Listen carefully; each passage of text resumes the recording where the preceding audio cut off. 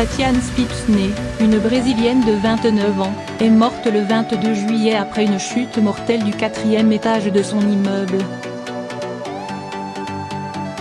Quelques minutes avant, les images de vidéosurveillance montraient son mari la battre. Ce sont des images difficilement soutenables auxquelles sont confrontés les Brésiliens depuis quelques jours.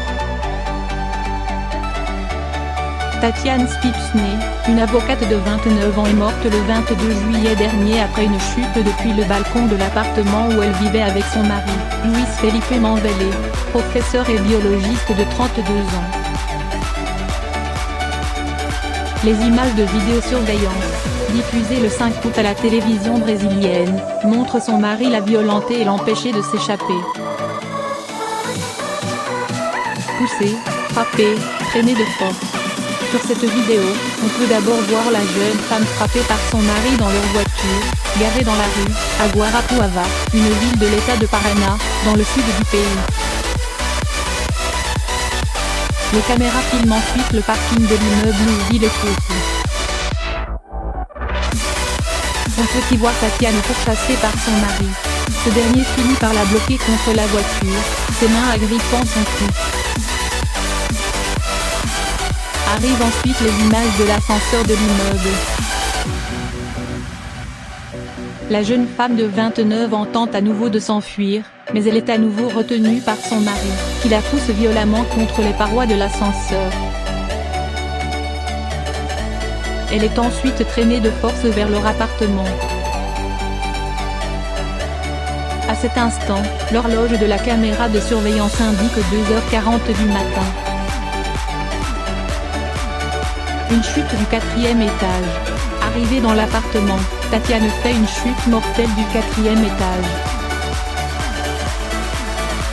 Les caméras de surveillance de la rue filment son corps tombé sur le trottoir.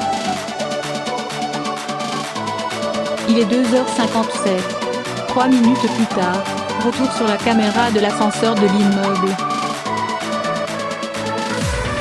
On y voit Luis Felipe Manvelli, la chemise tachée de sang, traîner le corps sans vie de Tatiane. Des images visibles sur YouTube mais que nous avons choisi de ne pas montrer. Quelques instants plus tard, le mari prend le temps de se changer, et commencer à nettoyer les traces de sang dans l'ascenseur avant de prendre la fuite. C'est alors que la police arrive et l'arrête. Luis Felipe Manvelli nie avoir tué sa femme, et évoque un suicide. C'est un homme ordinaire, professeur d'université qui fréquente les bars, les cafés.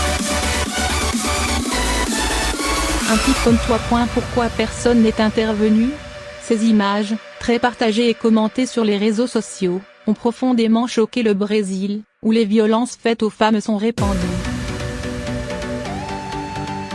La population s'émeut de l'absence de réaction de ceux qui auraient pu assister aux coups portés par Luis Felipe Manvelli, ou aux cris de Tatiane Spitzney. En effet, pendant la vingtaine de minutes qu'a duré la scène, pas une seule personne n'est intervenue pour arrêter ce déchaînement de violence.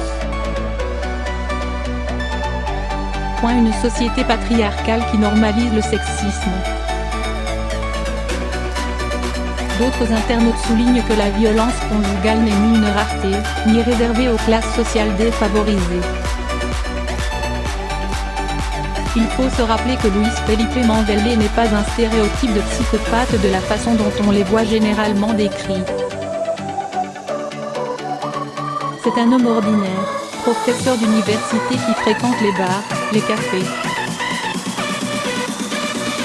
Qui fait des déclarations à sa femme sur les réseaux sociaux. Qui participe au groupe WhatsApp de la famille. Un type comme toi, avec qui on va prendre une bière. Ce problème est en fait une construction sociale. Luis Felipe n'est pas une exception. Il est le symptôme d'une société patriarcale qui rend normaux des comportements sexistes, a partagé Marcela Viestorn, une internaute brésilienne. Sur Instagram, la sœur de Tatiane, Luana, a créé un compte @todos por Tatiane, tous pour Tatiane, appelant à la justice pour la jeune femme. Vendredi matin, il comptait près de 120 000 abonnés. Au Brésil, une femme meurt toutes les 90 minutes, 5 femmes sont battues toutes les 2 minutes, et le taux de féminicide est l'un des plus élevés au monde, selon les données du gouvernement.